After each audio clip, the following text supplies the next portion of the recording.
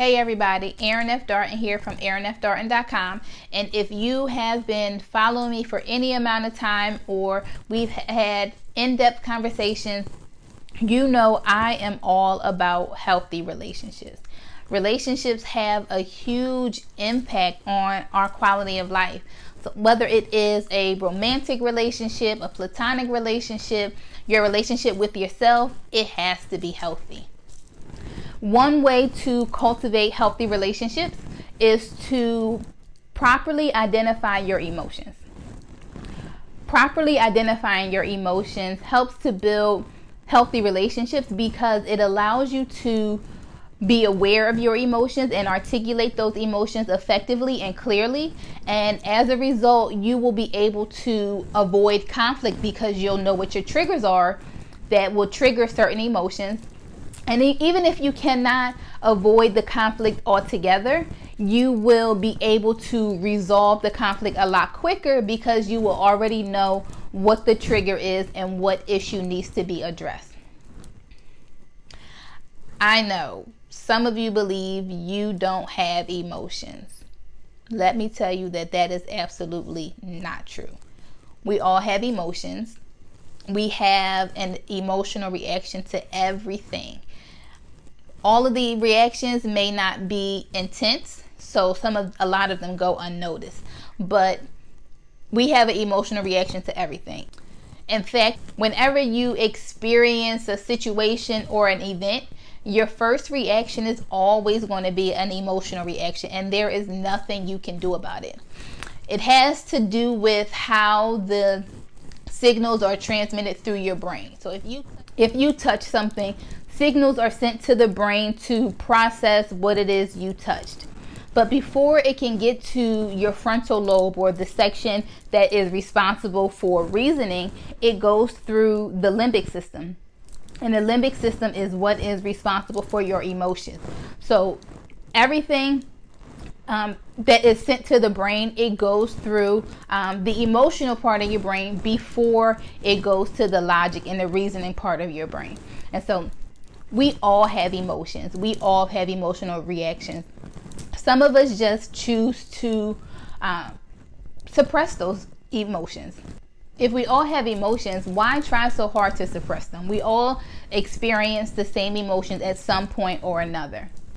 Unfortunately, some of us may have been taught as a child to suppress our emotions.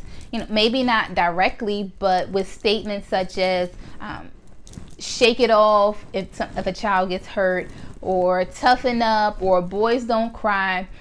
Directly, these things don't look like you are telling a child to suppress their emotions, but in fact, that's exactly what you were telling a child to do.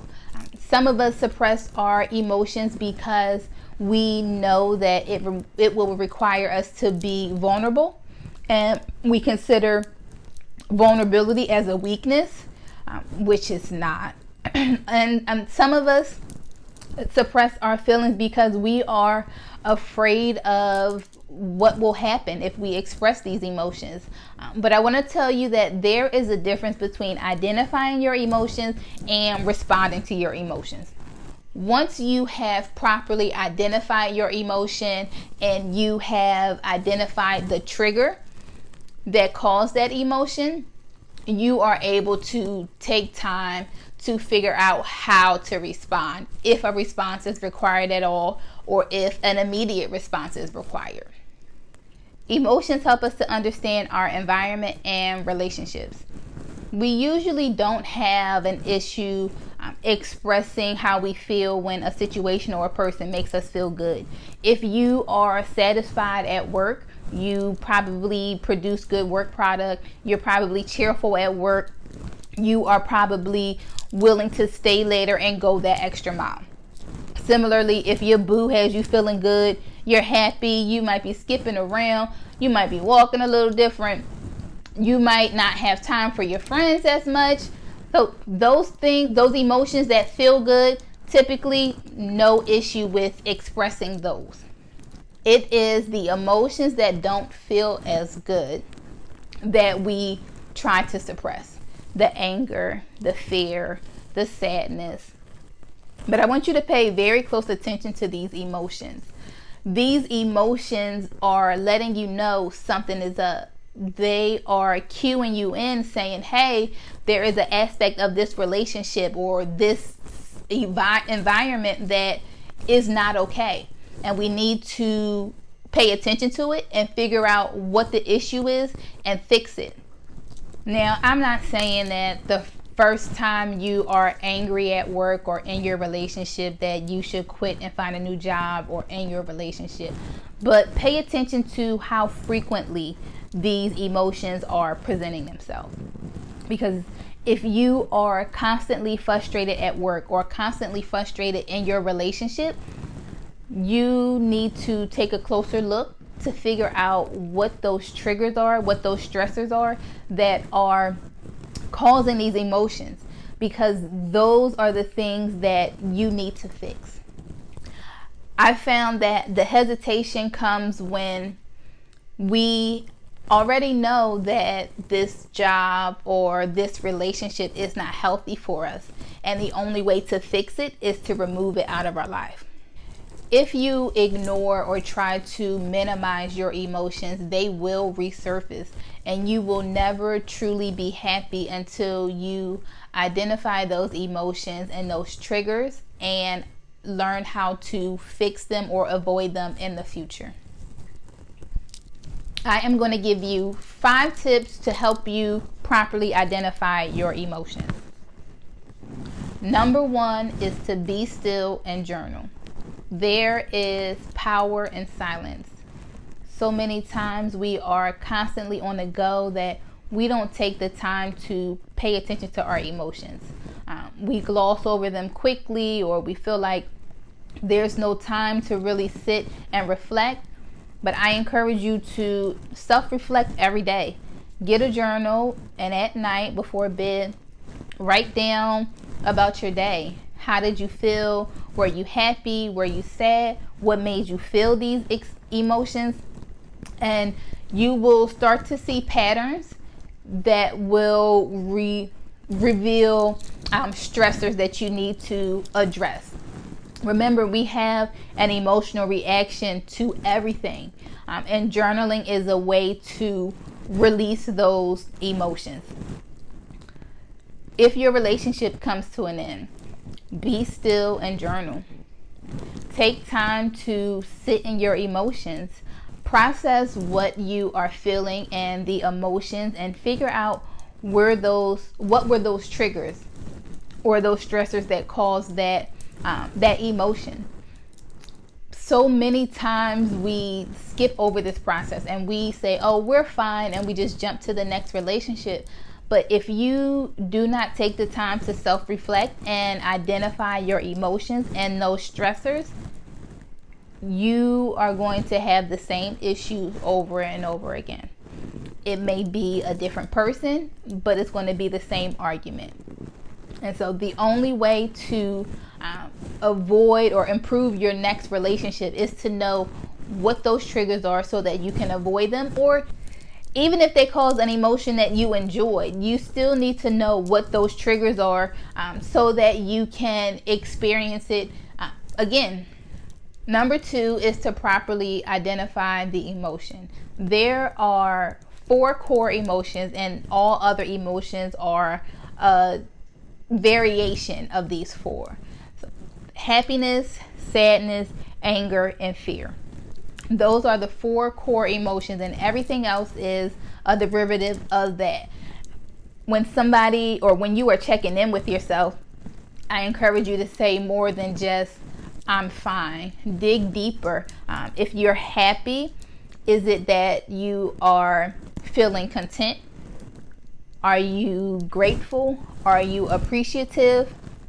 Dig deeper so that you can specifically identify what it is you are experiencing. I will put a link in the description for a chart of all of the emotions so that you are able to identify your specific emotion. Number 3, pay attention to physical reactions and feelings.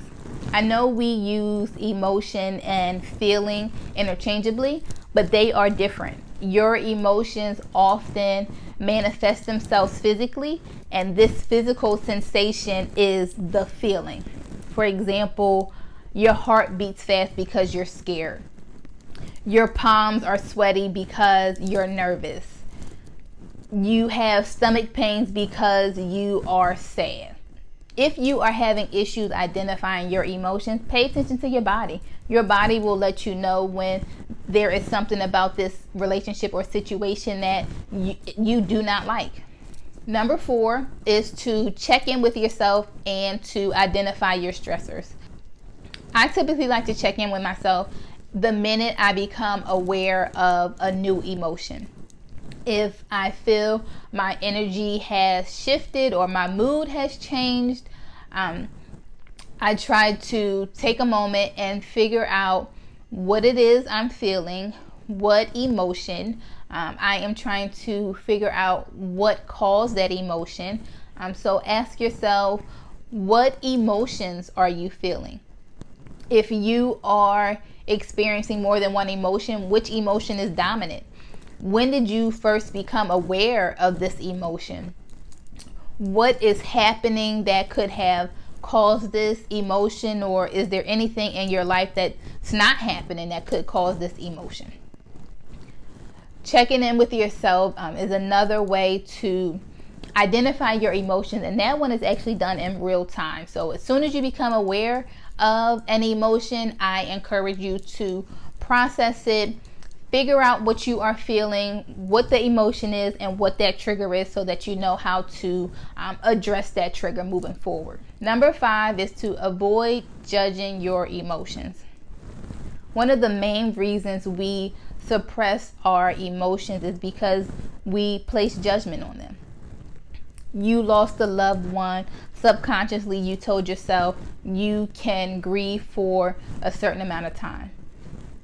But when you are still grieving a year later, now you feel silly. Now you say this is dumb. You should not still be grieving. Or your boo breaks up with you.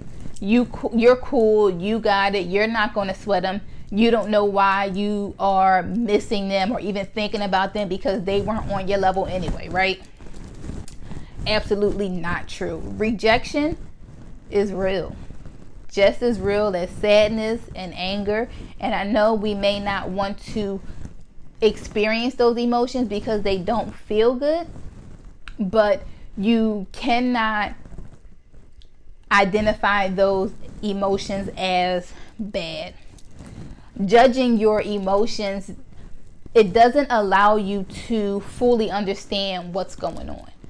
If you sit in your emotions, you can figure out what the trigger is and figure out how to change that.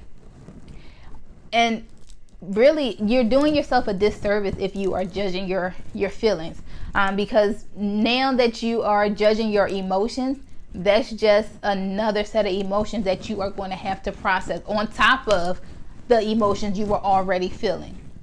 So stop judging your emotions. They are not good nor bad. If you are feeling an emotion, it's valid. If you want to learn more about how to properly identify your emotions, check out my blog. I will put a link to my blog in the description.